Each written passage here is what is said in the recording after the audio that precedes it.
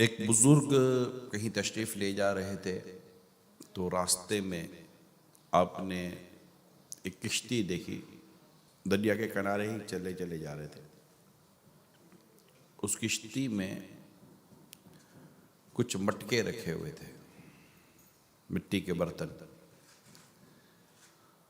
तो चलते चलते इन्होंने किश्ती वाले को पूछा कि भाई इसमें क्या है।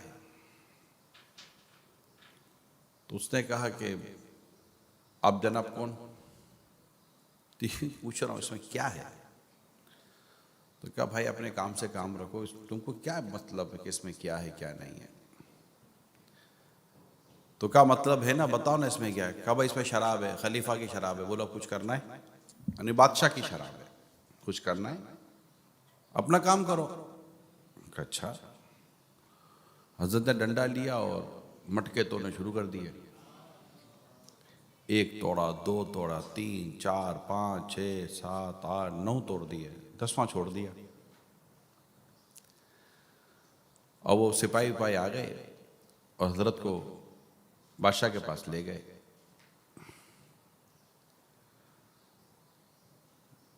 बादशाह ने कहा कि भाई आप हो कौन? बोला मैं मोहतसिब हूँ। आप मोहतसिब? किसने बनाया? बोला जिसने तुझे बादशाह बनाया उसने मुझे भी कहा है। नेकी की दावत देना, बुराई से मना करने का मुझे हुक्म है। कि तू किस चीज ने इस चीज पर उभारा?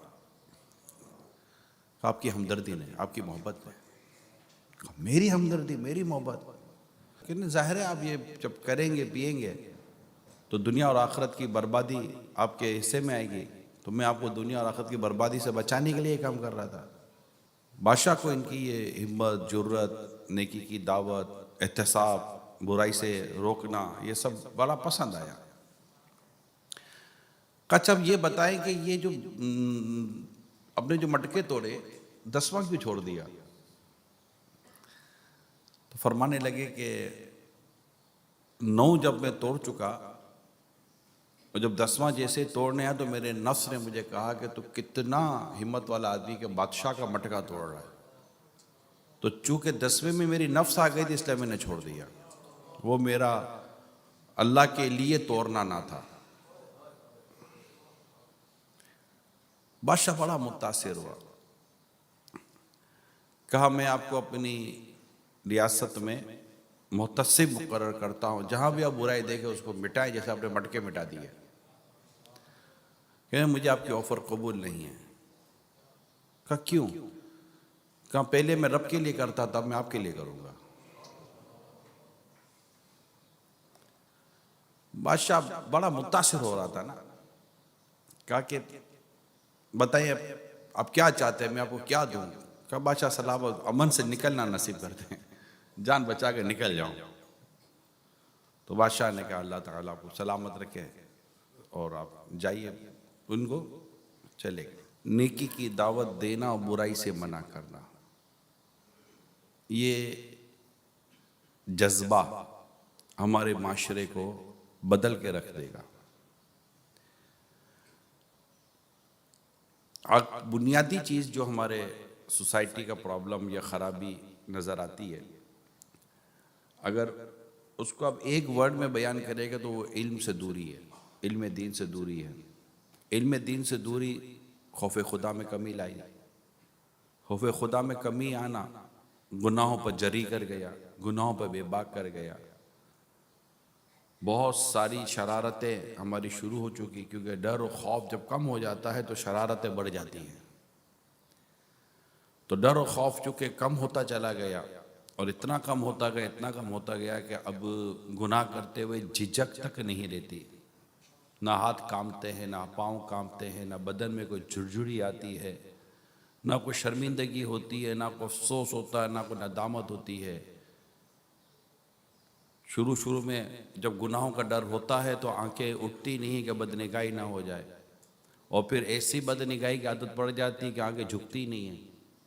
मतलब आदी हो जाता है बंदा, जो है ना, आहिस्ता आहिस्ता गुनाह कर करके गुनाह का आदी हो जाता है। इसको कहते हैं लत पड़ जाना। ये जैसे लोगों को सिगरेट की लत पड़ जाती है ना, तंबाकू की लत पड़ जाती है, लत पड़ जाती है, बुरी आदतों की लत पड़ जाती है। लत का लत बुरी आदतों के लिए इस्तेमाल किया जाएगा, नेकी की लत नहीं पड़ती। नेकी की तो खूबसूरत सी एक अदा आदमी पा लेता है, लेकिन बुराई के लिए एक लफ्ज़ इस्तेमाल किया जाता है, लत पड़ जाना। तो किसी को चर्च की लत पड़ गई, किसी को किसकी लत पड़ गई, तो कईयों को कई गुनाहों की लत पड़ जाती है। अच्छा, वो लत जब पड़ जाती है ना, तो फिर वो बेबाक सा हो जाता है, फिर जरी हो जाता है। उसको नहीं, वो ना वो मोबाइल पर शर्माता है, ना वो म्यूज़िक इसको घबराहट पैदा कर देता है। एक वक्त होता है कि बंदा जब म्यूज़िक की आवाज़ सुनता था तो उसको घबराहट हो जाती थी। अब कान में हेडफोन लगा के खूब म्यूज़िक सुनता है, बदनिगाहियाँ करता है, औरतों को देखता है। अब यूँ हो जाता है, क्या फ़र्क पड़ा? अब यूँ तो पहले भी क्या था, क्या फ़र्क पड़ा? हमारे यहाँ कहते हैं कि जब कोई शख्स जेल में जाने से बड़े लोग डरते हैं, लेकिन जब जेल में जाकर के 2-4 छितर खा लेता है, महीना 2 महीना रह जाता है, यही सजा देता है, ठीक है, फिर बाहर निकल के मज़ीद जुर्रतें करता है। आपने सुना होगा कि छोटा मुजरिम जाता है, बड़ा मुजरिम बन के निकलता है, तो वो खौफ निकल जाता है। डर और खौफ बहुत सारी चीज़ें करा रहा होता है। आप देख ले, सिग्नल पर जब आपको कोई पुलिस वाला खड़ा हुआ नजर आता है तो डर ही खौफ ही तो है, चाहे वो चालान का हो या किसी भी चीज़ का हो। आप रुक जाते हो ना, जुर्म नहीं करते। डर और खौफ बंदे को जुर्म से बचाता है, ये बात तो है। या तो आप किसी की मोहब्बत में रुकते हैं या किसी बेखौफी में आप कर गुजरते हैं। अब ये क्यों हुआ? ये जुर्रत, ये बेबाकी, ये लत पड़ जाना, ये खौफ खुदा की कमी, ये सब क्यों हुआ? इसकी वजूहात क्या है? तो अगर इसकी वजूहात को भी वन लाइन बयान किया जाए तो वो बनती है अम्र बिल मारूफ व नही अनिल मुनकर की कमी। एक ही, आपको हर जगह एक ही वजह है। हम चाहे घर की बात करें, दफ्तर की बात करें, माशरे की बात करें, महल्ले की बात करें, इवन दुनिया की किसी गली, किसी खित्ते, किसी करिए की बात करें, आपको एक बुनियादी वजह नजर आएगी, नेकी की दावत देना और बुराई से मना करना हमने कम कर दिया। और ये दर्स कुरान है पूरा, अम्र बिल मारूफ व नही अनिल मुनकर। ये एक पूरा दर्स कुरान है कि अल्लाह ने कुरान करीम में कई मकामात पर हमें इस तरह की ताकीद फरमाई है, तरगीब इरशाद फरमाई है। हमें बताया गया है कि तुम कौन हो, तुम्हारा मनसब क्या है, तुम्हारी जिम्मेदारी क्या है, हमें बताया गया है। हदीसों में सराहत के साथ खोल खोल कर बयान किया गया है। इतनी अहम तरीन चीज़ है नेकी की दावत देना, बुराई से मना करना। ख़ास तौर पर जब बंदा बुराई से मना करना छोड़ देता है ना, तो इसको यूँ समझे कि गली में लोग कचरा फेंक ही रहे हैं, गंदगी फेंक ही रहे हैं, कोई साफ करने वाला ही नहीं है, तो उस महल्ले का, उस गली का हाल क्या होगा? आप भी नाक बंद करके निकल गए, मैं भी नाक बंद करके निकल गया, सारे लोग नाक बंद करके निकल रहे हैं, ऐसा ऐसा नाक भी बंद करने की आदत निकल जाएगी, बदबू ही नहीं आएगी। फिर उस गली का क्या हाल होगा जिस गली के अंदर कूड़ा फेंकने वाले तो बहुत है, साफ करने वाला कोई ना रहा। नाक तो अट जाती है ना। एक शख्स गटर में उतरता है, उसको बदबू नहीं आ रही होती, करीब से गुजरता तो उसको बदबू आ रही होती है, क्योंकि जो अंदर उतरा हुआ है उसकी नाक कटी हुई है। उतरा था तो आई थी, अब नहीं आ रही। अब हम चारों तरफ बुराइयां देख रहे हैं, बुराइयों की गंदगी, बुराइयों की बदबू, गीबत की बदबू, चुगली की बदबू, झूठ की बदबू हर तरफ फैली हुई है। हमारी नाक अट गई है। बहुत ज्यादा ये कि नाक पर उंगली बंद करके निकल जाने की आदत हो गई है। इतना भी ना रहा कि यार इसको सफाई की कोई सूरत निकालूं। कब तक ये, आज बदबू आ रही है, कल बीमारी आएगी, फिर अमराज लगेंगे, फिर मेरा बनेगा क्या? और जो कुछ हुआ है हमारे सामने है। कुरान करीम का ये जो एक हमें सबक है ना, अम्र बिल मारूफ व नही अनिल मुनकर, नेकी की दावत देना, बुराई से मना करना। दर्स कुरान अगर हमने ना भुलाया होता, ये जमाना ना जमाने ने दिखाया। ये वो दर्स है जो हम भुला चुके हैं। हमें हजार दर्स हमें मिलते हैं, लेकिन एक जज्बा है जो लैक कर गया, वो है बुराई से मना करने का जज्बा, बुराई से रोकने का जज्बा। बेटा बुराई करता है, बाप रोक नहीं पाता तो बड़ी दूर की बात है, रोक नहीं रहा, बल्कि ऊपर रहकर बुराया करवाता है, कंधे पे बिठाकर बुराया करवाने ले जाता है। कि बच्चा है, बच्चे की आदत खराब हो रही है, बच्चा नहीं है, बच्चे को बचाओ वरना बच्चा बचेगा नहीं। बच्चे को बचपन में बचाया जाता है, बचपन में बच्चे को बचाया ना जाए तो बच्चा बचता नहीं है, ये याद रखिएगा। आला हज़रत इमाम अहले सुन्नत रहमतुल्लाह तआला अलैह फरमाते हैं, जो आदत बचपन में पड़ जाती है ना, बड़े होकर मुश्किल से ही निकलती है। हमारे तो बचपन में ही आदत पड़ जाती है। तो घर में बचाने की या बुराई से मना करने की, शौहर बीवी को बुराई से मना करे, भाई बहन को बुराई से मना करे, औलाद माँ बाप को अपने तहजीब अदब तरीके कार के साथ रहकर बुराई से रोकने की कोशिश करे, माँ बाप औलाद को, तो पड़ोसी को नहीं, इस वक्त बन नहीं रहा है, ये तितर बितर हो गया ये सारा मामला। तो मैं जो आज जो अर्ज नीयत थी मेरी यही थी कि अगर हम सब कुछ सीख कर भी अगर हमारे अंदर नेकी की दावत देना और बुराई से मना करने का जज्बा ही नहीं है तो चंद दिनों में सीखा हुआ भी निकल जाता है। जब हम किसी को बुराई से रोकते हैं ना, तो हम बुराई से रोकने की हमारे अंदर एक सलाहियत पैदा होती है। जब हम नेकी की दावत देते हैं तो हमें नेकी की दावत नेकी करने की हमारे अंदर एक क्वालिटी पैदा होती है। बुराई देखकर, जैसे अमीर ने सुन्नत ने लिखा था ना किसी बुजुर्ग के बारे में कि जब वो किसी बुराई को देखते और ना रोक पाते तो इनकी पेशाब में खून आ जाता था, है खून आ जाता था। काश के मैं इस बुराई को रोक पाता। मेरी आंखों के सामने मोहब्बत इलाही की अगर मैं बात करूं, मैं जिससे मोहब्बत करता हूँ वल्लाह मैं, अब बंदा अपने रब से मोहब्बत नहीं करेगा तो किससे करेगा? जो हमें पैदा करता है, हमें रिस्क देता है, हमें खिलाता है, पिलाता है, हमें आज़ा सलामत किए, हमें बोलने की ताकत दी है, सुनने की सलाहियत दी है, सोचने की सलाहियत दी है, हमें रिस्क देता है, हमारी इज्जतों की हिफाजत फरमाता है, हमारे गुनाहों को छुपाता है। वरना किसी कोई एक एहसान करने वाले की नाफरमानी करो तो अगले दिन एहसान बंद कर देता है। रब की दिन रात नाफरमानी करते मगर वो एहसान रोकता नहीं है, रोकता नहीं है हम पर अपने एहसानों को। रिस्क दे भी रहा है, अनाज दे भी रहा है, गिज़ा दे भी रहा है, तो हाजमे की उसने ताकत भी सलामत रखी है। प्यास लगती है, पानी दे भी रहा है तो पानी पी भी रहे हैं, और पानी निकल जाने की उसने सलाहियत भी बाकी रखी है। जबकि अगले ही लम्हे, पिछले लम्हे इसकी नाफरमानी करके अपने पानी पिया है, उसकी नाफरमानी करते करते पानी पिया है, उसकी नाफरमानी करते करते गिज़ाएं खाई है, नाफरमानी करते करते उसका रिस्क खाया है। जिस पैसे से नाफरमानी की वो पैसा भी रब ने दिया, जिस मनसब पर रह के नाफरमानी की वहां पर पहुंचने में भी उस रब ने मदद की थी। मगर गौर करे, बंदा रब से मोहब्बत क्यों ना करे? आंखें नाफरमानी करती, अंधा नहीं करता, कान नाफरमानी करते, बहरा नहीं करता, जबान नाफरमानी करती है, गूंगा नहीं करता, हाथ नाफरमानी करते हैं, हाथ तोड़ता नहीं है, पांव नाफरमानी करते, लंगड़ा करता नहीं है, पेट में हराम उतार देते हैं मगर वो अंदर का मामला बर्बाद करता नहीं है। और इतना कुछ होने के बाद भी हमारे ईमान को उसने अपनी रहमत से बचाया हुआ है, हमारी इज्जतों की हिफाजत करता है। हम जिस गुनाह पर रो रहे होते हैं, हम जिस गुनाह पर रो रहे होते हैं, उस रब ने वो रोना लोगों पर जाहिर कर दिया मगर हमारा गुनाह छुपा कर रखा है।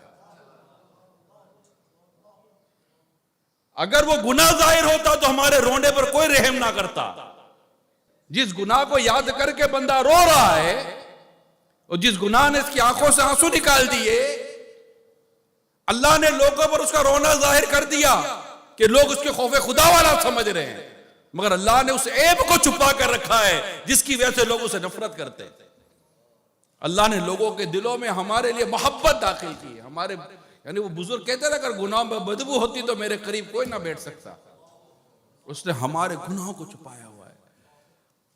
हमें अपने रब से टूट कर मोहब्बत करनी चाहिए। रुआ रुआ रब से मोहब्बत करे, रुआ रुआ रब से प्यार करे। औलाद उसने दी, माँ बाप उसने दिए, ईमान वाला उसने बनाया, प्यारे हबीब की उम्मत में उसने पैदा किया, हमें चलता फिरता रखा है प्यारे इस्लामी भाइयों। और फिर ऐसा इज्तिमा, ऐसा माहौल, ऐसी बरकतें वो देता है, अपने महबूब के उस शाख में हमें उठने बैठने की तौफीक देता है। हम गौर करें, हमें उसे शराबियों के साथ नहीं बिठाया, हमें उसे कबाबियों के साथ नहीं बिठाया, हमें उसने मवाली और चर्सियों के साथ नहीं बिठाया, बल्कि उसने बिठाया तो हमें आशिकाने रसूल में बिठाया है। इतनी नाफरमानियों के बावजूद भी वो हम पर रहम व करम ही तो कर रहा है। उससे मोहब्बत ना की जाए तो मोहब्बत किस मोहब्बत तो रब से की जाएगी। उससे बढ़कर एहसान किसके? उसे आका की उम्मत ने पैदा किया, कितना बड़ा एहसान फरमाया उसने हम पर। इतना सब कुछ उस रब ने हमें दिया और दे ही रहा है, रोकता भी नहीं है। वो करीम है ना, वो रहीम है। उसकी एक सिफत है हलीम। उसकी एक सिफत क्या है? हलीम, हिल्म वाला।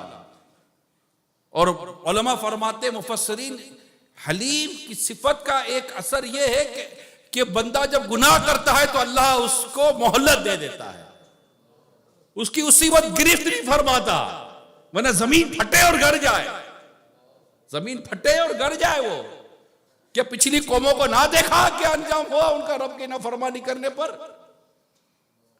मगर महबूब करीम रहमतुल लिल आलमीन का सदका है कि हम सलामत हैं। एक बुजुर्ग अल रहमा के पास लोग हाजिर हुए, गांव देहात कबीले उधर वो लोग थे टाउन के। बारिश नहीं हो रही थी भाई, सूखा पड़ गया, कहत पड़ गया।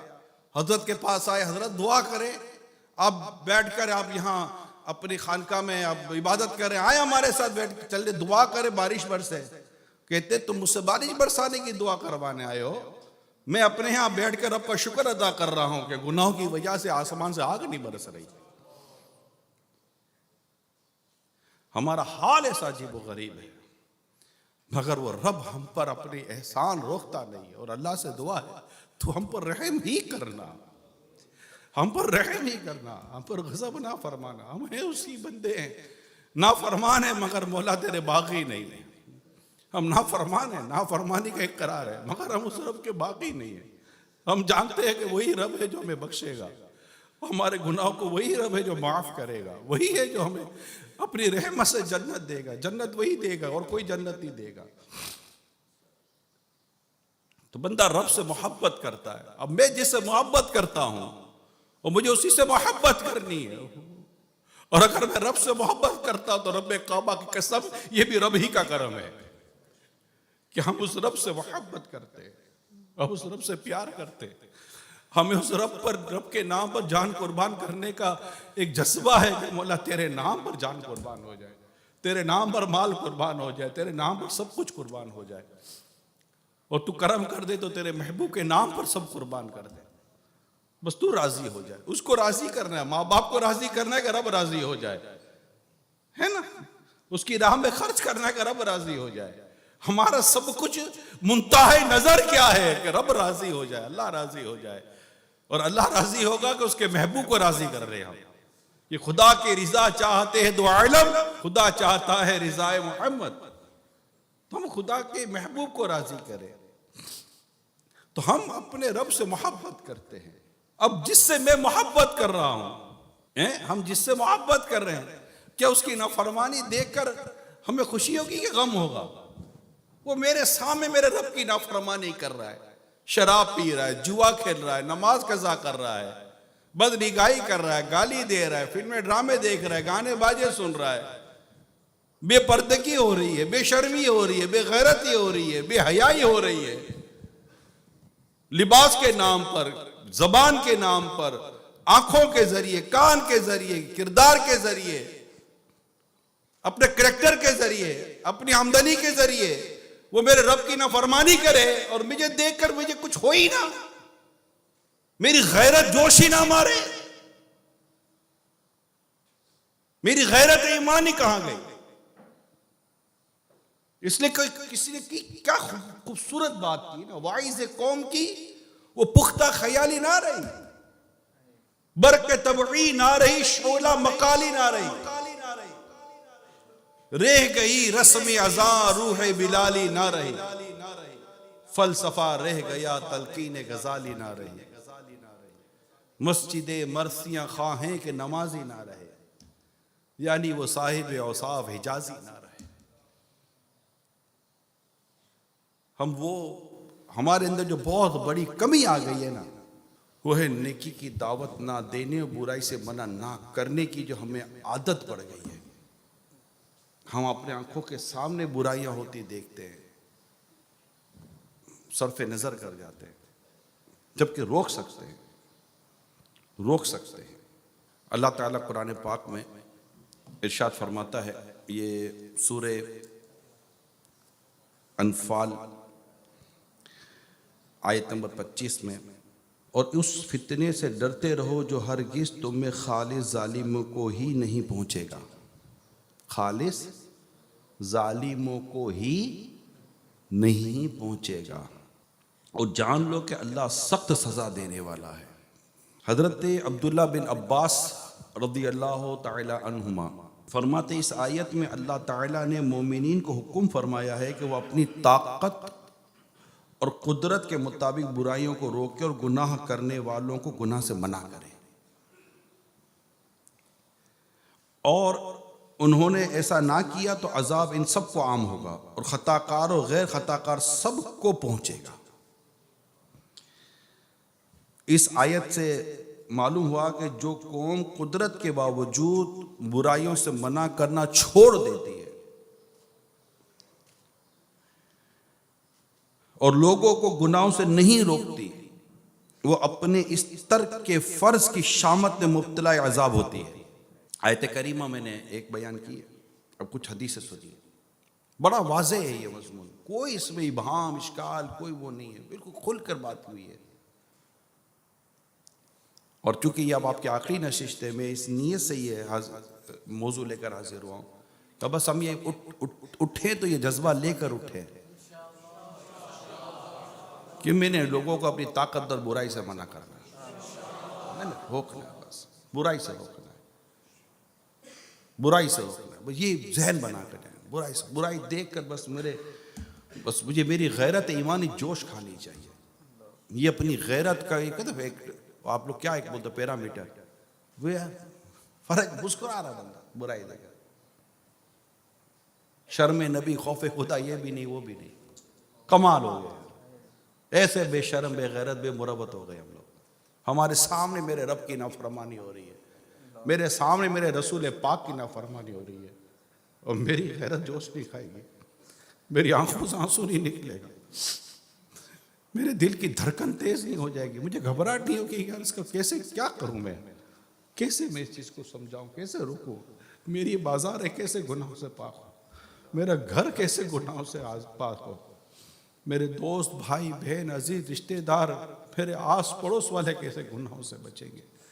मैं रोऊंगा नहीं, मेरी आंखें आंसू नहीं बहाएंगी, मैं अपने रब से दुआ नहीं करूंगा, मौला दे कुछ करम कर मुझ पर भी, मुझे भी कोई जज्बा दे, मुझे भी कोई जज्बे की खैरात दे, मैं भी तेरे दीन का काम करूं, बुराई से बचूं, बुराई से बचाऊं। मौला मुझ पर भी करम करते, जैसा करम जो तूने कर्म अपने अंबिया करम पर किया, साहबा तेरे महबूब के साहबा पर किया, तेरे औलिया कराम पर किया, उन्हीं का सदका मुझे भी नसीब कर। मौला वो भी तेरे बंदे थे, मैं भी तेरा बंदा हूं, उनका भी तू मालिक था, मेरा भी तू ही मालिक है। मुझ पर भी करम कर, मेरी भी ये बेशर्मी खत्म फरमा दे। ये बंदा बेशर्म ना बने कि अपने रब की नाफरमानी देखकर भी इससे कोई वही नहीं हो रही। माँ बहनों को नाफरमानी करता देखता है, बेशर्मी बेहया करता देखता है, हो ही नहीं रहा। और इसका पहला दर्जा खुद मैं हूं, मैं खुद बुराई करता हूं तो मुझे शर्म नहीं आती, ना मुझे दाढ़ी मुंडाते दाढ़ी घटाते शर्म आती है, ना नमाज कज़ा करते मुझे शर्म आती है। हम तो फजर की कज़ा, हमारे तो एक तादाद है जो फजर की नमाज के लिए ना उठना उनको कोई फील ही नहीं, फील ही नहीं, कैन यू इमेजिन, फील ही नहीं है। उसने अलार्म रखा ही सुबह 8 बजे का है, फजर का अलार्म रखा ही नहीं है, जैसे उसने उठना ही नहीं है फजर में, फीलिंग ही नहीं है, जैसे याद ही नहीं है कि मुझे फर्ज भी मुझ पर, फजर की नमाज भी मुझ पर फर्ज है, मुझे उठना है। माँ ने भी अलार्म रखा है तो बच्चे को स्कूल भेजने का रखा है, हमने अलार्म रखा तो ऑफिस जाने का रखा है। ऑफिस के लिए लेट होने पर घर में उधम मचा दिया घर में कि मैं लेट हो गया हूं, मेरी कटौती हो जाएगी, मेरे पैसे कट जाएंगे, मेरी जॉब रिस्क में आ जाएगी, तो मैं फजर कज़ा होने पर अल्लाह से शर्म ना आई कि अगर जहन्नम के दरवाजे पर मेरा नाम लिख दिया गया तो मेरा क्या बनेगा, शर्म ना आई। अपनी जात में ही बुराई खत्म करने का जज्बा जब खत्म हो गया तो किसी और के लिए जज्बा कहां से लाऊं मैं। तो ये जो एहसास है अपने अंदर से बुराई खत्म। यानी मैं बुनियादी बात ये करूं कि हम कहते हैं ना कि यार हमारी को मानता नहीं है, ये नहीं मानते, किसको मनाओ? ना माँ मानती है, ना बाप मानता है, ना भाई मानता है, ना पड़ोसी मानता है, ना सेठ मानता है, ना मुलाजिम मानता है, कोई मानता ही नहीं है। किसी को समझाने जाओ तो लड़ता है। क्या करूं मैं? भाई खुद को मना ले भाई, तू खुद को मना। तू किससे लड़ रहा है? तू किससे बात कर रहा है? इमाम गजाली अलैहिर्रहमान ने जो नफ्स को डांटने का जो हमें सबक दिया है ना, कि कभी किसी गुनाह पर हमें नफ्स को कहा, बेशरम नफ्स, ए बेगैरत नफ्स, ए बेहया नफ्स, तुझे शर्म ना आई? तुझे शर्म ना आई कि तूने अपने रब की नाफरमानी की? अपनी नफ्स को कभी डांटा? अपनी नफ्स को कभी हिदायत दी? अपनी नफ्स के साथ कभी बुराई खत्म करने के साथ कभी कोई डिस्कशन हुई कि नफ्स तो क्या कर रहा है? नफ्स ये क्या जुल्म है? नफ्स ये क्या जुल्म है? जब देखो ताजा जुर्म है। नफ्स ये क्या जुल्म है? जब देखो ताजा जुर्म है। ना तवा के सर पे इतना बोझ भारी, वाह वाह, यानी मुझ पर इतना भारी बोझ डाल रहा है नफ्स, मैं कैसे उठाऊंगा ये गुनाहों का बोझ? जब ये एहसास होता है ना तो बंदा, उसकी तो फीलिंग आती है, नदम तौबत, नदामत तौबा है। ये हदीस है ना, ये हदीस है। नदामत कब आती है? जब बंदा गिल्टी फील करेगा तो नदामत आएगी ना। शर्म करेगा, गलती का एहसास होगा तो नदामत आएगी ना। और ये नदामत तौबा है कि इमाम गजाली फरमाते, बंदे नदामत आती भी रब की रहमत से, नदामत आती भी रब की रहमत से। रब नदामत देता है, रब अफसोस करने की तौफीक देता है। खुदा की कसम, वो खुदा कितना करीम है कि गुनाह भी उसके की है, नदामत भी वही दे रहा है। गुनाह भी उसके करते हैं, ये करम है उसके प्यारे हबीब का हम पर, ये करम है। आला हजरत इमाम अहले सुन्नत ने इतनी खूबसूरत अर्ज की है बारगाह रिसालत में, ऐसो को नेमत खिला, दूध के शरबत पिला, ऐसो पर ऐसी अता तुम पे करो रो दुरूद। हमने खता में न की, तुमने अता में न की, कोई कमी सरवरा तुम पे करो रो दुरूद। गंदे निकम में कमी, महंगे हो कोड़ी के तीन, कौन हमें पालता तुम पे करो रो दुरूद। अफसोस, अमीर सुन्नत बड़ी प्यारी बात लिखते हैं, गुनाहों का इजाला आंसुओं से कुछ तो हो जाता, गुनाहों का इजाला आंसुओं से कुछ तो हो जाता, मुझे रोना भी तो आता नहीं हाय नदामत से, कि नदामत होती। क्योंकि ये जो आंसू है ना, जो नदामत से निकलता है, ये गुनाहों, क्योंकि गुनाह से दिल काला हो जाता है। गुनाहों से क्या हो जाता है? दिल काला हो जाता है। अब दिल काला हो गया, दिल मेला हो गया, धोए कहां से? क्या ऊपर से पानी डालो? कोई डिटर्जेंट लाओ मैं इसको धोने के लिए? भाई किस वॉशिंग मशीन में डालो मैं दिल को? मेला काला कुचैला जो हो गया, गंदा हो गया, इसको क्या करूं मैं? कहां से इसको धोऊं? तो मेरे प्यारे इस्लामी भाइयों, ये दिल धुलता है उन आंसुओं से जो खौफे खुदा से आंखों से निकलता है। ये पानी निकलता बाहर है, धोता अंदर है। ये पानी निकलता बाहर है मगर धोता ही अंदर है। मगर हमारा मामला बिल्कुल अजीब हो गया है। अमीर सुन्नत ने बड़ी आजिज़ी की है और हमारे लिए बड़ा सबक दिया है शेर के अंदर। फरमाते, लाऊं वो अश्क कहां से जो सियाही धोए। इंक, इधर आपने देखा होगा हमारे बालों का पेन खुल जाता है तो इंक जेब में लग जाता है ना, और जब उसको पानी डालते हैं तो क्या होता है? और फैल जाता है, और फैल जाता है, क्योंकि इसको वो सही धुला नहीं है। इसका जो धोने का सर फॉर्मेट था वही मिस हो गया है, कि ये धुलता ऐसे नहीं है कि यूं पानी डाल दो, इसको धोने का तरीका कुछ और है। सिर्फ पानी से ही नहीं धुलेगा, फॉर्मेट भी प्रॉपर होना चाहिए, तरीका भी प्रॉपर होना चाहिए। हमीले सुन्नत दिखते, लाओ वो अश्क कहां से जो सियाही धोए, गंदगी में मेरा दिल हद से बढ़ा जाता है। अल मदद या शहे अबरार, मदीने वाले कल्ब से खौफे खुदा दूर हुआ जाता है। इम्तिहा के कहां काबिल हूं मैं प्यारे अल्लाह, इम्तिहान के कहां काबिल हूं मैं प्यारे अल्लाह, बेसबब बख्श दे मौला, तेरा क्या जाता है, बेसबब बख्श दे मौला, तेरा क्या जाता है। तो वो उसी ने कर्म किया हुआ है। तो बुराई खत्म करने का जो एक जज्बा होना चाहिए, हमें बस उसको आज अपने साथ लेकर जाना है कि मैं अपने रब की नाफरमानी देखकर मुझे बस वो झुरझुरी आनी चाहिए। मैं या अल्लाह मैं क्या करूं, मैं क्या करूं मौला, मैं इसको कैसे रोकूं, मैं कैसे समझाऊं, मैं कैसे इसको, मैं रुकावट कैसे खड़ी करूं मौला, मैं तेरी नाफरमानी नहीं देख पाता।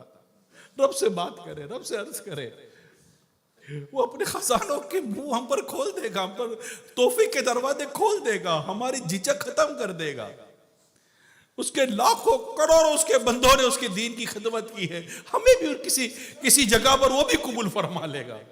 हमारा भी कहीं लिस्ट के किसी कोने में नाम आ जाएगा कि ये भी मेरे वो बंदे थे जिन्होंने मेरे दीन के लिए कुछ किया और लोगों को मेरी नाफरमानी से रोका।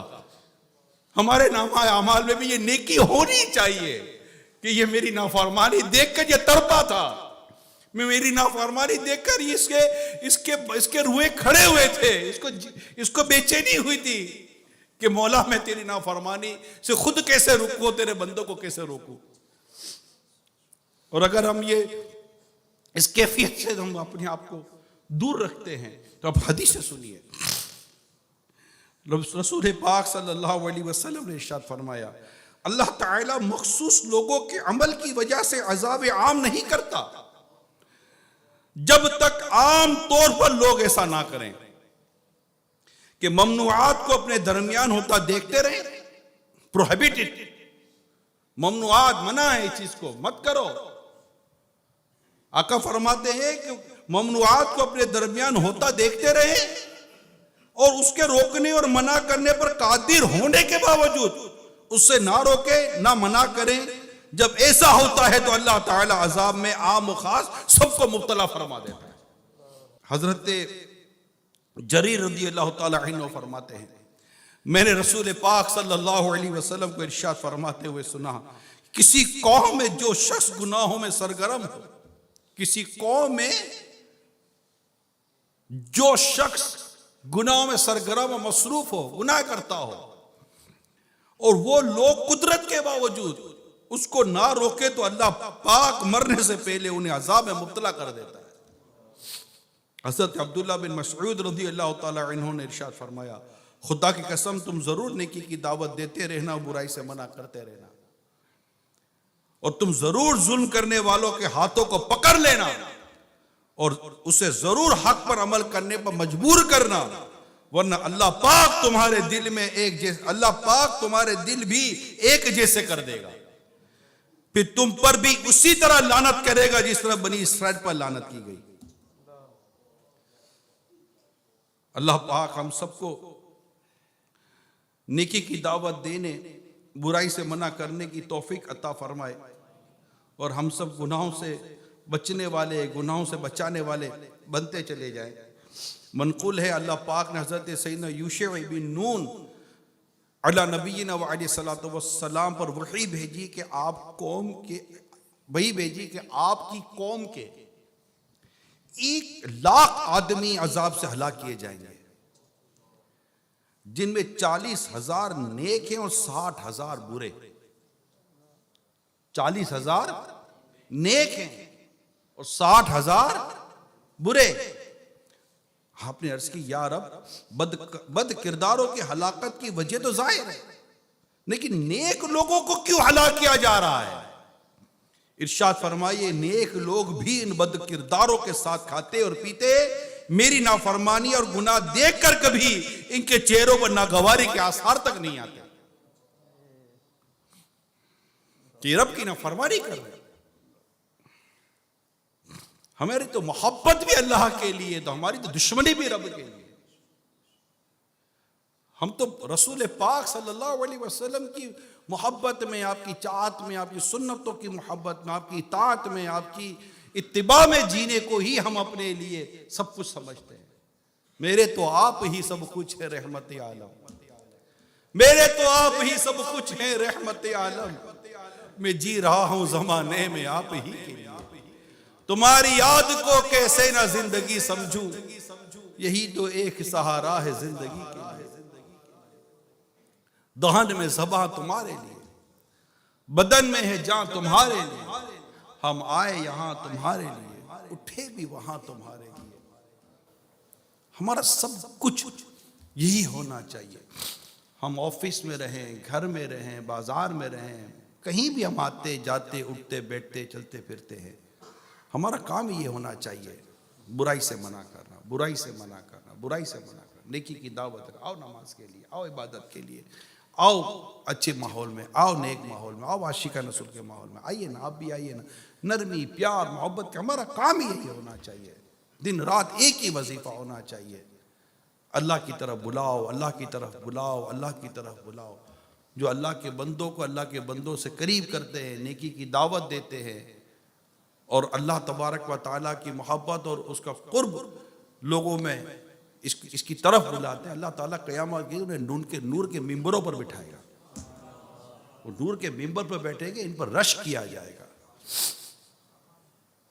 इनको क़यामत के दिन अजर व सवाब भर भर कर दिया जाएगा। क़यामत दिन उनके दर्जे कुछ और होंगे, नेकी की दावत देने वाले, बुराई से मना करने वाले, क्योंकि इन्हें कई परेशानियों मुसीबतों का भी सामना करना पड़ता है, इन्हें आजमाइशों का भी सामना करना पड़ता है, इन्हें तनकीदें भी सुननी पड़ती हैं। ये सही चल रहे होते फिर भी लोग कहते हैं कि तुम गलत कर रहे हो। ठीक है, बंदा अपने रब की रहमत पर नजर रखे, उसकी बारगाह से मिलने वाले अजर पर नजर रखे,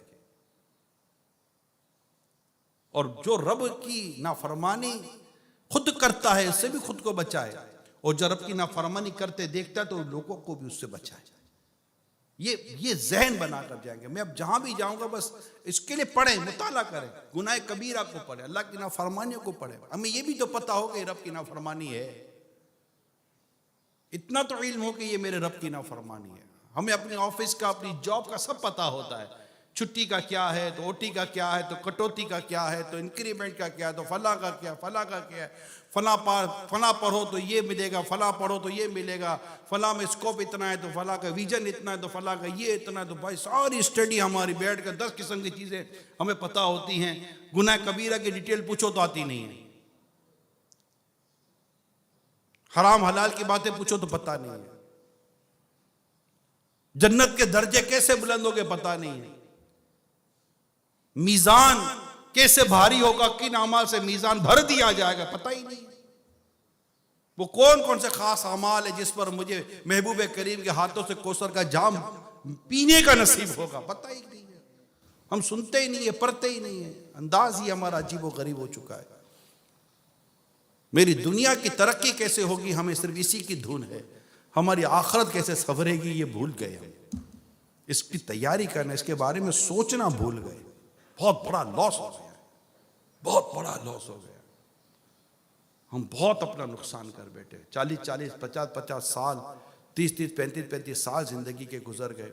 अगर अकाउंटेबिलिटी करते हैं तो माइनस में, हमारा नेट नहीं ग्रॉस भी माइनस में, सब माइनस में है का। पूरा पूरा दिन गुजर जाता है, कौन सी नेकी करके गुजरते हैं, करते हैं तो कौन सी छुपा पाते हैं।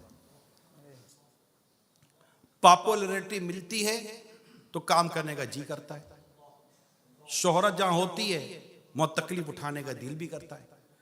जहां ना शोहरत है, ना नाम है, ना कोई पहचान है, वहां जाने का क्या फायदा। माज़अल्लाह, यानी हमारी नेकियां भी मिलावट वाली हो गई है। गुनाह खालिस, गुनाह में कोई मिलावट नहीं होने देता। नेकी बिगैर लज्जत के करनी है, गुनाह लज्जत के साथ करना है। गुनाह करते हुए सारी लज्जतों को बाकायदा तरीके कार के साथ लाना है। अव्वल तो आखिर करेंगे तो ये लज्जत मिलेगी। और नेकी ऊपर दिल से अगर कर भी ली तो, और कर ली तो छुपाने का जज्बा नहीं है। नफ्से बदकार ने दिल पर एक क़यामत तोड़ी, अमल ने किया भी तो छुपाने ना दिया।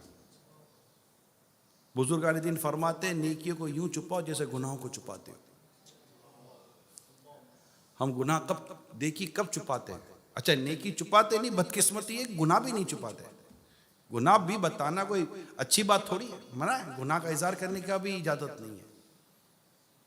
तो मेरी दरख्वास्त ये कि अपनी इस कैफियत को कि कैसे मतलब कि ये मेरे अंदर चीज़ है, इसके लिए मुताला बहुत ज़रूरी है। अमीर सुन्नत की किताब नेकी की दावत, इसको पढ़ें, इतनी बार पढ़ें कि बस पढ़ लें बस। अब इसको इंशाअल्लाह इसके किताब के पढ़ने से जो जज्बा नसीब होगा ना, अल्लाह वली कामिल के हाथ से लिखी हुई एक अच्छी खूबसूरत किताब है नेकी की दावत, इंशाअल्लाह इसकी बरकतें मिलेंगी। इसी किताब में अमीर अहले सुन्नत ने यह भी लिखा है कि हज़रत सैयदना मालिक बिन दीनार रहमतुल्लाह ताला अलैह फरमाते हैं, मैंने तौरात शरीफ में पढ़ा कि जिसका पड़ोसी नाफरमानी में मुब्तला हो और वो उसे ना रोके तो वो भी इस गुनाह में शरीक है। ये सब तक देखना है, पड़ोसी की ताल्लुक से, अंदर घर के ताल्लुक से, जो आपके साथ काम करते हैं इनके ताल्लुक से, ये सब देखना पड़ेगा। हज़रत सैयदना अबू हुरैरा रज़ी अल्लाह तआला अन्हु फरमाते हैं, हमने ये बात सुनी है कि क़यामत के रोज़ एक शख्स दूसरे के खिलाफ दावा करेगा हालांकि वो उसको जानता ना होगा। मुद्दा अलैह यानी जिस पर दावा किया गया कहेगा तेरा मुझ पर क्या हक है, मैं तुझको सही से जानता भी नहीं। मुद्दई यानी दावा करने वाला कहेगा तू मुझको गुनाह करते देखता था और मुझे मना नहीं करता था। ये क़यामत का मामला है। लिहाजा मेरी आप सब से दरख्वास्त है मेरे प्यारे इस्लामी भाइयों कि जब यहाँ से जाना क्या है, बस सब जहन बना लें कि मैंने नेकी की दावत देनी है और बुराई से मना करना है। इसके लिए मैं मदनी काफ़िलों में भी सफ़र करूँगा और ख़ुद को नेक बनाने पर मैं पूरा ज़ोर दूँगा कि मैं नेक बन जाऊँ। अपनी नेकी करना भी बहुत ज़रूरी है, बहुत ज़्यादा ज़रूरी है। हज़रत सैयदना सदाक़ा बिन सुलेमान जाफ़री रहमतुल्लाह ताला अलैह फरमाते हैं कि मेरे जवानी के इब्तदाई दिन थे और मैं बुरी आदतों और दुनिया की रंगीनियों में गुम था, मगर जब मेरे वालिद साहब का इंतकाल हुआ तो मेरा दिल चोट खा गया और अपनी तमाम साबिका ख़ताओं और गुनाहों से मैंने तौबा की, शर्मिंदा हुआ और एक अच्छे और नेक रास्ते पर चल पड़ा। अब कुछ अरसे के बाद फिर शामत नफ्स और फिर मैं गुनाहों में पड़ गया और वो नेकी का सारा मामला मुझसे छूटता चला गया। रात मेरे वालिद मरहूम मेरे ख्वाब में तशरीफ़ लाए और फरमाया, मेरे बेटे तेरे अमाल मेरे सामने पेश किए जाते हैं तो मुझे बहुत ज़्यादा खुशी होती है, क्योंकि वो नेक लोगों के अमाल जैसे होते हैं। लेकिन इस मर्तबा जब तेरे अमाल पेश किए गए तो मुझे बहुत शर्मिंदगी का सामना करना पड़ा। खुदारा मुझे मेरे फौत शुदा दोस्तों के सामने रुस्वा ना किया कर। बस उस ख्वाब के बाद मेरी ज़िंदगी में इनकलाब आ गया। मैं डर गया और तौबा पर इस्तिकामत इख्तियार कर ली। इस हिकायत के रावी कहते हैं, तहज्जुद की नमाज में हम हज़रत सैयदना सदाक़ा बिन सुलेमान जाफ़री रहमतुल्लाह ताला अलैह को इस तरह दुआ करते हुए सुनते थे, ए सालिहीन की इस्लाह करने वाले, ए सालिहीन की इस्लाह करने वाले, ए भटके हुओं को सीधी राह चलाने वाले, ए गुनाहगारों पर रहम फरमाने वाले, मैं तुझसे ऐसी तौबा का सवाल करता हूं जिसके बाद कभी गुनाह की तरफ ना जाऊं, कभी बुराई और जुल्म की तरफ नजर उठाकर भी ना देखूं। ए खालिक व मालिक, मुझे सच्ची तौबा की तौफीक अता फरमा। तो हमारा नेक बनना भी बहुत जरूरी है। ये हिकायती वालिद के ताल्लुक से, जबकि हम जानते हैं कि हम सब के आमाल महबूब करीम हमारे नबी पाक की बारगाह में भी हाजिर किए जाते हैं। तो हमें अपने आप को नेक बनाना बहुत ज़रूरी है। और यहाँ ऑप्शन नहीं है, ना मुद्दत है कि बाद में कर लूँगा, कोई मुद्दत भी नहीं है हमारे पास, लम्हे का पता नहीं है। कि जनाब 2 साल के बाद कर लूँगा, थोड़ा ये हो जाए तो कर लूँगा, थोड़ा वो हो जाए तो कर लूँगा, थोड़ा बेटा बड़ा हो जाए तो कर लूँगा, शादी हो गई तो कर लूँगा, ये हो गया तो कर लूँगा। नहीं नहीं, ना टाइम है ना ऑप्शन है, ना टाइम है ना ऑप्शन है। वो कहते हैं, आप लोग वर्ड कहते हैं विथ इमीडिएट इफेक्ट, बस देर एंड देर, इसी वक्त तौबा भी करनी है, नेक बनने का इरादा भी करना है, अल्लाह से तौफीक भी लेनी है और नेकी की तरफ चल पड़ना है।